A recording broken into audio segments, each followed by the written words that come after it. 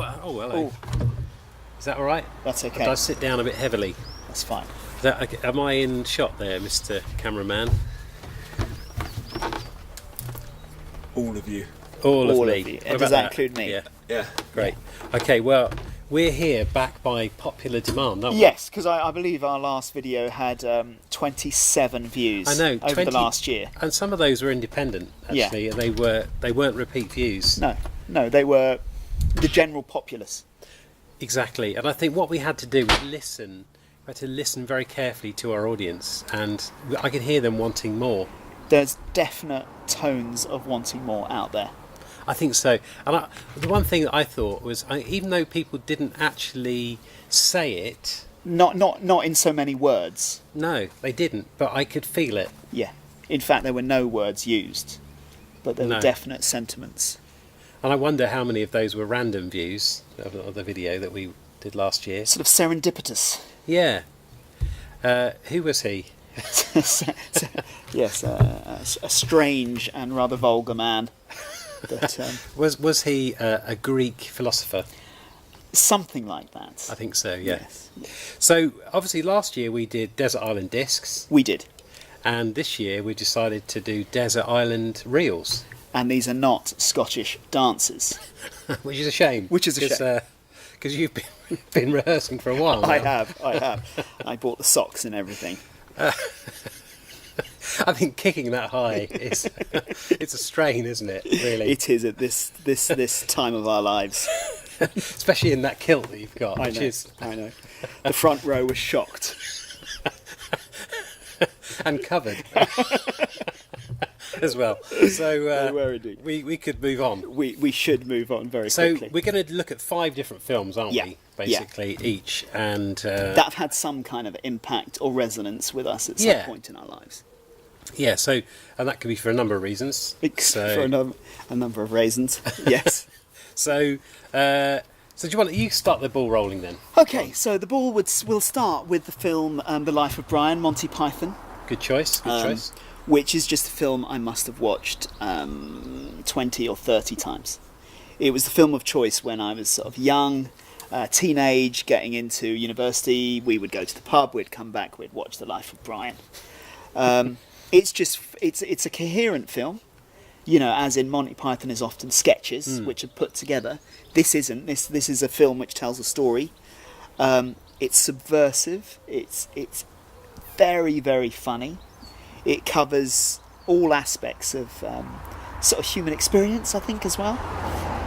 Moving to university, it really sort of summed up student politics and the way that worked, with the bit about the People's Front of Judea, or the Judean People's Front, the way people make sort of arbitrary differences to sort of put their arguments around, and really they're all saying exactly the same thing.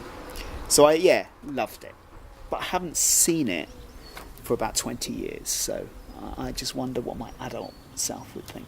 I mean, do you think it's a little bit irreverent in terms of religion and things, or? Yes, yeah, but necessarily so, and I don't think it's necessarily anti-Christian. It's just questioning sort of organised religion more generally. So it sort of attacks any kind of organised religion and sort of slavish devotion without thought, which I think is all good. It's all positive. So we're going to maybe play a song from that. I suppose the obvious one, isn't it? Let's see if It's the obvious Motorhead, one. isn't it? It is Motorhead. Let's try and see if Echo can okay. do it. Echo, play Always Look on the Bright Side of Life. Always look on the bright side of life by Monty Python. Some things in life are bad, they can really make you mad. Other things just make you swear and curse. When you're chewing on life's gristle, don't grumble, give a whistle. And this'll help things turn out for the best. Always look on the bright side of life. Always look on Okay, the Echo. light side. Stop. I think that was quite enough of that. Yeah, I think everyone's heard that before, haven't They they? have. But They it's an amazing end to a film as well, isn't it? I mean, Absolutely. because obviously it ends slightly different than the book. It does. Yeah, the book has a different... We won't give away the ending, but it is a different ending. It is, yeah. So, well, I found it difficult actually, just thinking about the first film to put on. I've done mine sort of vaguely in chronological order. So I did pick out a little film which was starring Danny Kaye originally, Walter Mitty, which has been remade, and I watched that probably the most I've ever done of any film. And there's no soundtracks really available of it. Made in 1950. So What sort of age were you? I was probably watching? about 7 or 8, and it was fantastic. It's got lots of very funny Danny Kaye moments in it. Yeah. He's a very good actor, and he's a very good singer, and he does impressions in it.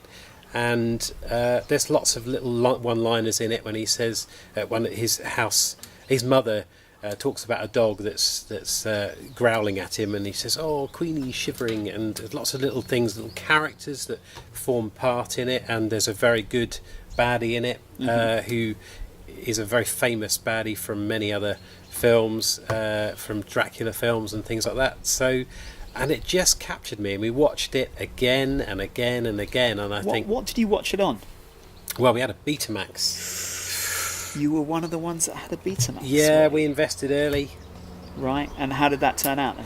Well, not well, not well, because I think obviously when you go to the video shop and you wanted to hire one, you say, "Have you got any? Is it on Betamax?" No, it's not on Betamax. You could only get it on VHS. But there was a time when you could get either. Yeah. Yeah. So Before you slid into disappointment. yeah, and that's which has been a repeating pattern, I think. Well, Really, yes. invest early, and it might be lucky. But interestingly, the tapes last longer. Betamax tapes last much longer than VHS. Oh, I thought the film lasted longer on Betamax. No. Well, it will do. It will do actually. But the picture quality was better. But Right. who's interested in that when you can't watch anything? No, exactly. So, but it was a fantastic film, and the remake of it was good with what's the Ben guy? Stiller? Ben Stiller, yeah. Okay. Yeah. Very yeah. good film, I but saw that one. not quite as good. No. Not quite as good. Have you revisited it as an adult? I haven't. I'm a bit scared to actually. I'm a bit scared to because I think it probably wouldn't capture me in the same way. No. But Let sleeping dogs lie, as they Yeah. say.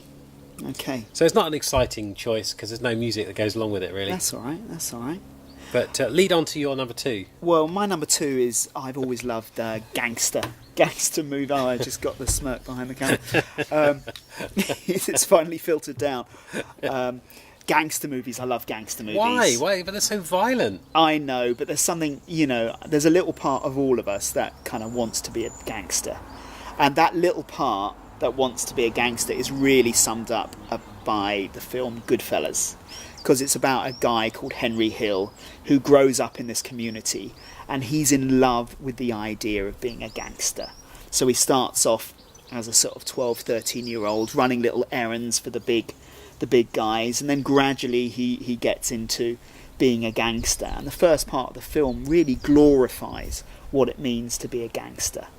And there's one shot where he walks into this club with his girlfriend, and he walks past the queue, goes down the stairs, through the kitchen, out into the front, and is given a table at the front of the restaurant. And it sort of shows the glamorous side of being a gangster and being able to get what you want. And then the rest of the film turns his experience into the sort of nightmare, the paranoia, friends dying, everything falling to pieces in front of him. There's And some so good it acting in sums there, out isn't there, as those well? two things. Yeah, absolutely. It's got Joe Pesci. He's annoying, isn't he? Yeah. Yeah, and there's the famous "You calling me funny," which I won't attempt to do. You calling me a clown, and that sort of shows the sort of unsurety, if you like, of their experience. It can turn very quickly. It's a terrifying film, isn't it? Really, Yeah. in many ways Yeah. as well. But what about The Godfather? Why didn't you pick A Godfather? The Godfather came out in about 1972, which is when I was born. Goodfellas came out in the 80s. It was when I was that age. So it resonated more with me. Similar themes, I suppose. But Very much. Yeah. Very much. And Godfather's a great film. I could have chosen it.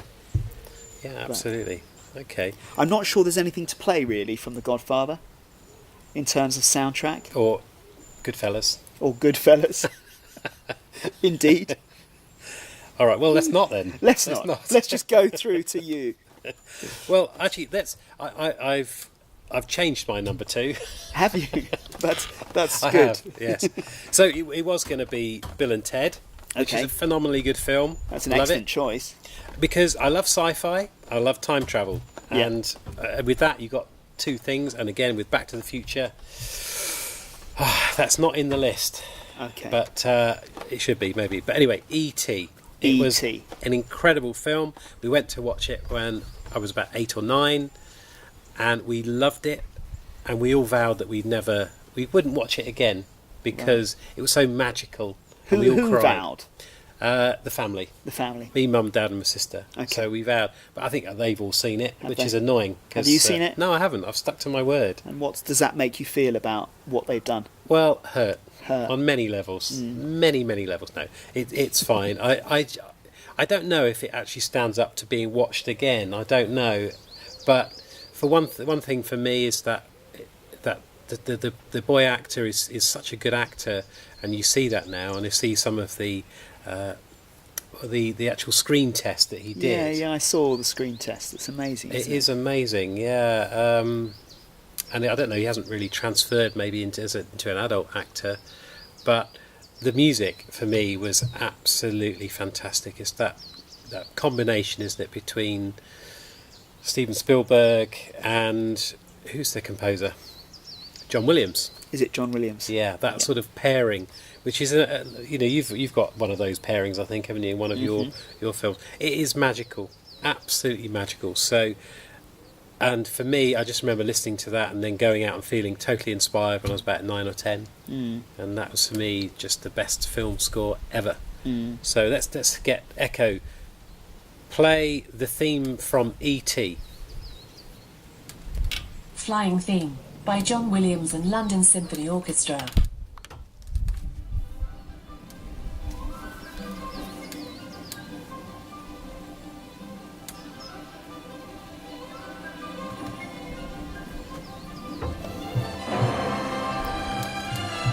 Yeah, this is when they're cycling on their bikes, aren't they? And they take off.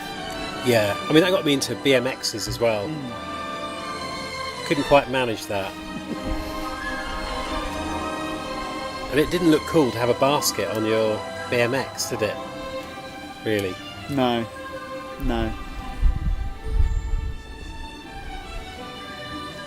But it's a beautiful theme tune, and it's got lots of other classical references in it, which I love. So there we are. Echo, stop. So we're now on to your number 3. My number 3. Number 3 was a film that came out in the 90s. I'd always followed this actor called Daniel Day-Lewis, and it's from a time in the late 80s when 2 films came out at once. My Beautiful Laundrette, where he played a sort of gay punk, and Room with a View, where he played a sort of uptight Edwardian English gentleman. And the contrast in those 2 performances was just astonishing. And every film he acted in, he just was completely different. He wasn't like Tom Cruise is always Tom Cruise. He was always different in whatever it was. So he completely embodied the character. And this was his most kind of heroic role. So he plays Hawkeye in Last of the Mohicans, which is an adventure set in North America during the sort of colonial time. And it's just a lovely adventure film with a brilliant score, great acting, a beautiful heroine played by Madeline Stowe. And yeah, it had everything for me. And it's a film I desperately want to show my kids, but it's got quite a lot of violence in. It is. So they're not quite ready, I don't think. And it's a little bit scary in certain ways as well. We're talking about The Last of the Mohicans, presumably. Because Did I not mention I don't it? think you did mention. Did he mention it? He did mention it. Okay, I Ah, wasn't listening Don't worry. because I was confused because this is what year was this set? What year was it set? Yeah. In the late 1700s, I think. It's called The Last Mohicans. I'm sure I saw one in Chelmsford High Street in 1977. Yeah. There was a rebirth, as it were, the renaissance of Okay. Mohicans. Yeah. Is that bad? It is, isn't it? It is So, bad, yeah. is there a soundtrack to this? There is. Shall we see if we can? Go on then. We Yeah, can let's get it. see if we can. Echo, please play Last of the Mohicans soundtrack. Last of the Mohicans, original motion picture soundtrack by Trevor Jones.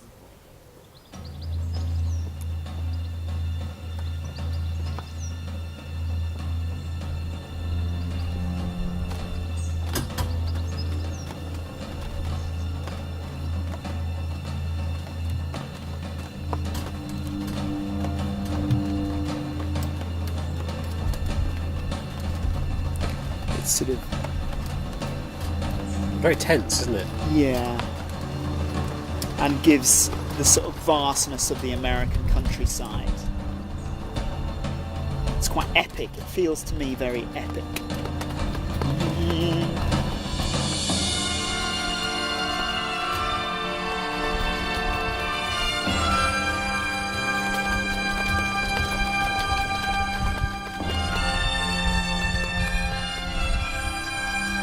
Okay, Echo, stop. So, okay, where are we going next? Well, I put this was a late entry. This was for my number 3. Okay. I love Woody Allen Yeah. because I just love the way he just has a mundanity about things that he puts films together about. And I think it's the reason I like some of the Hitchcock stuff is that he puts ordinary people in very extraordinary circumstances, and I think that's a great basis for a film. And I think Woody Allen often puts extremely ordinary, neurotic people in extreme situations. So this one is called Manhattan Murder Mystery, and it's set in Manhattan, obviously, and it's a murder mystery. Yeah. And it's about this guy who's a neighbour who they suspect that he might have bumped off his wife, but the idea seems ridiculous. And they just look into it, and eventually they find that, yeah, he has actually bumped his wife off, and they can't believe they're in this situation. And I love that idea. It's any time there's been any real drama or a serious accident. I remember sinking a car with my friend, and I just couldn't believe this is happening. And he kept questioning it. Is this really happening now? Is this happening to me? And I think that whole idea with Woody Allen is that a lot of the dialogue is improvised. So you hear this improvised dialogue, and it sounds quite natural when he speaks and when they speak and then other people interact. And that actually adds to the drama for me. So I think I love the way Woody Allen puts his films together. Doesn't really script them fully, they doesn't fully rehearse them, and these things happen. Sometimes I imagine there's a lot of stuff that ends up on the cutting room floor, but a lot of the stuff is sort of genius and unique and will never be produced again. So it doesn't have a soundtrack as well. You know, the Woody Allen soundtracks are 1930s. Are you a big Woody Allen fan? Yeah, very much. It's interesting you mention Hitchcock, because it's kind of a rehash of Rear Window. Have you seen Rear Window? I have, yeah. You know, it's the same idea, sort of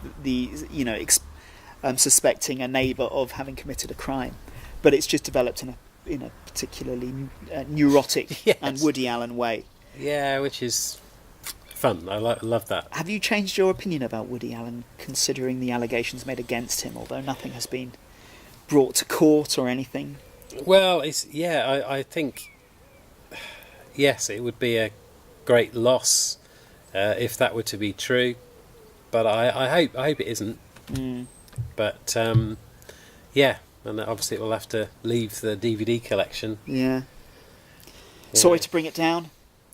It's like your Timey Kangaroo Down Sport album. Yeah, exactly. So, okay, what have you got weighing in at number 4? Okay, weighing in at number 4 is Indiana Jones and the Last Crusade. Good film. This is a classic from the 80s. One of the reasons why I've gone for this one is it's about a father and son relationship, and me and my dad used to watch the Indiana Jones film, so it resonates as something we used to do together. and it's funny, it's heroic, it's an adventure. It's just got everything. The baddies are Nazis, so they're very clearly baddies. You're allowed to hate There's them. no nuance here. It's all very broad brushstrokes. And Harrison Ford, most charming, kind of heroic lead, I think. Yeah, great soundtrack. Shall we listen to a little bit of the soundtrack? Go on. Echo, please play Indiana Jones theme song. Indiana Jones theme by Philharmonic Symphony Orchestra. Yeah, it sort of builds, doesn't it? Yeah. Who's this by? Is it John Williams again? John Williams. I used to hum this when I went skiing as an adolescent, and it used to make me go really fast. And I've had quite a few crashes because of this theme song. I think it does make it's a heroic theme tune in the true sense. I've used this when I've done workshops, and you put that on and you want people to really get their ideas out there. It just says to them, you can do this. Yeah, absolutely. I mean, it's very cleverly written as well, I'm sure. Okay, stop. Absolutely fantastic, isn't it? So mine couldn't be more different than number 4. Okay, we're going away from heroism. Yeah, mine is called Mulholland Drive. Okay. And it was made in 2002. Which is our most recent film so far, I think. It is, yeah. We're proving ourselves to be a bunch of old codgers, really. And what's the director called? David Lynch. David Lynch, yes. I've forgotten the name. Because for me, I just love that film. I've seen other David Lynch films, and they don't move me quite as much as this one did. Because this is a fantastic love story. I don't want to spoil it too much for you because you haven't seen it yet. I haven't seen it, no. But even though you've got it somewhere in the boxes, ready yes, to be it's watched. somewhere. Yeah. Yeah. It's a love story, and it's about a woman coming to Los Angeles to make in the film industry, and then suddenly the timeline gets completely squished, and you don't know if you're going backwards or forwards in time, and you're completely confused. It's like somebody's got the storyline and just put it into a dream, then filmed the dream and cut it all up and put it into different orders, and then tried to make some kind of sense of it, and then cut bits out. So the narrative is disjointed, and all the time you're completely on the edge of your seat wondering what on earth is going on. Yeah. And for some people, they can't sit through it because it's just too complicated. Yeah. Oh, well, this is stupid, it doesn't make any sense. And for me, it's given me more nightmares than any other film because I can't. And yet you're encouraging me to watch it. I Is am, that the yeah, sort yeah. of thing you should be doing? I think you enjoy too much sleep, you enjoy Okay. it too much. So I think it's a fantastic film because it just leaves you with so many more questions, and I think a lot of stuff in life is watch a... So there's no simple resolution? None. No, okay. And it took me 3 weeks before I could sleep properly. Really? Yeah. Because I was That's just some trying to... recommendation. It Trying to work it out. Yeah. And there's a lot of symbolism in there, a lot of things that aren't symbolic, but you think they might be, but then they actually... And then I was Googling it for a long time trying to work out what had actually happened. Right. And I still don't know. And it's a life is like that. It's not neat and tidy and simple resolutions. And it doesn't have a summary page at the end. It's just it draws it all together. It doesn't. Yeah. And I think all too much of our lives are spent trying to make sense. It should be this. It should be that. I think no. It should be what it is. So that's why I love it. Fantastic. The soundtrack is by a guy called Antonio Badalamenti, which is an odd composer. Yeah. I don't like the music, but it fits the music well, and I wouldn't take it away from the film. So maybe that makes it good film music. Okay. If it can't be separated. So it adds a certain discombobulation to it. That's a good word that I would have used if I knew what it meant. Yeah. Yeah. What does it mean for our viewers? For our viewers, discombobulation is confusion. You're discombobulated. You're confused. In that a case, feeling that we have a lot of the time in our world. I wonder how many of those 27 people will view this. Who knows? Who knows? But what's going to bring them back in is your fifth choice, isn't it? Yes, it's one for the masses, this one. And this is my last choice. This is The Princess Bride. I've not seen this, so It was written by William Goldman, who was a Hollywood screenwriter. It started as a book, and it's a kind of pastiche on a fairy tale. And so it starts off with a little boy being ill in bed, and he's playing a video game set in the 80s. And then his grandfather comes in, and his grandfather is played by Columbo, Peter Falk. oh yes, And he says, in my day, video games were called books. And I've got a book, and I'm going to read this book to you because my dad read it to me and his dad read it to him, etc., etc. And the boy's really sceptical. And he opens the book and he starts to read the story. And the story is about a farm boy called Wesley and a beautiful princess called Buttercup. And they fall in love, but then the farm boy goes off to find his fortune and he's captured by the dread pirate Roberts, who never takes prisoners. So obviously he's died and she goes into mourning, etc., etc. And then it gradually builds into this lovely story. And it keeps on flashing back to the boy, who's gradually drawn more and more and more into the story.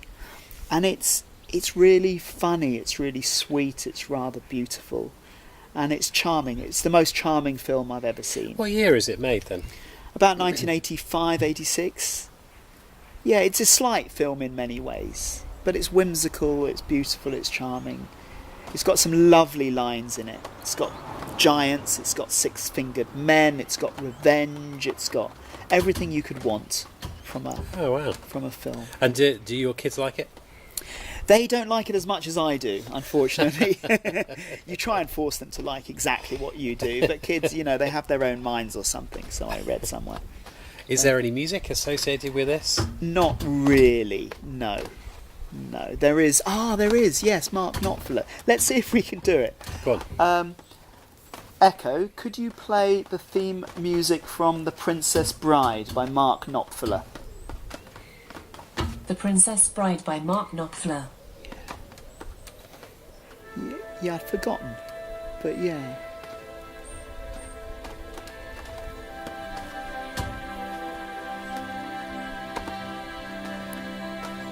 I think we get a bit of guitar coming in a moment.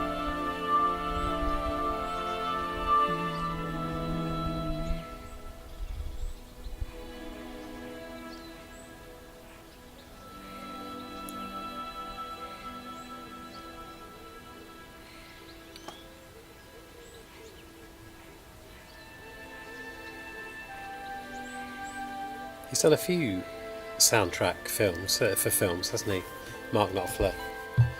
I know there's did some in the late 70s as well.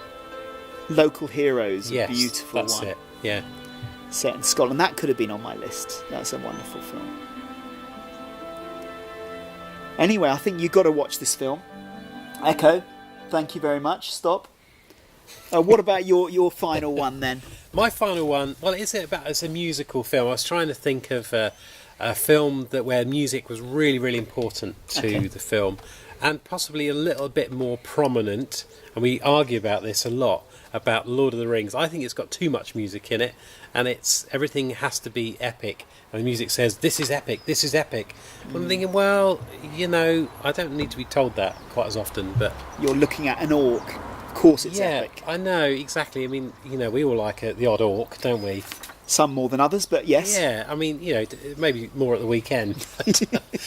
Time for an orc. Yeah, so, but this film is inseparable. It's called Amélie. Okay. And it's set in France, and I think it's probably around sort of 2000 it was made, or 1999, 2000. And it is beautifully made. And the actual music is by a guy called Jan Tiersen. Mm-hmm. And he just uses little toy instruments. He uses melodicas, and he gets something really special out of it. And it creates a magical French world which makes you want to go there and not smell the drains. Which obviously we do when you go to France and you smell them. But and it's just a magical love story between these two people, and Amelie's trying to find the guy who's responsible for these photographs. And I won't spoil it if you haven't seen it. I have seen it. Oh, you have seen it? Yeah, So very charming film. it is a very charming film. So I think the music actually brings more to it. And there's a relationship between other films. There's Delicatessen was made by the same director Yeah. and the same composer, I think. But this one's got a little bit more majesty in it, and A bit lighter as well, isn't it? Yeah. It's not so... Delicatessen is quite dark, really, isn't it? post-apocalyptic, isn't it? I mean, that's always a downer, isn't it? Don't you think? Yeah. Is it possible to have something that is post-apocalyptic? Isn't it either apocalyptic or not? That's just my question to you. I think that's a good question to leave the audience with, really, isn't it? Yeah. You know, both of them. They can really ponder that one. Or, Yeah. as we're likely to be the audience, we can think about it more, can't we? I think we can. So should we hear this here? Echo, play us the theme tune from Amelie. Amelie, club edit by fashion vampires from Louisiana. This Echo, stop. Echo, play Amelie by Jan Tiersen. La Valse d'Amelie by Jan Tiersen. Ooh.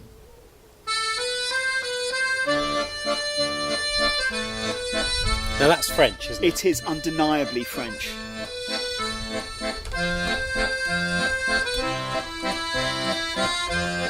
And it's very simple. And beautifully recorded as well. The whole album is... Kind of makes you want to have a Stella Artois, though, doesn't it? It does. And they are sponsoring this, aren't they, as well? They are. Which is... This is sponsored by Stella.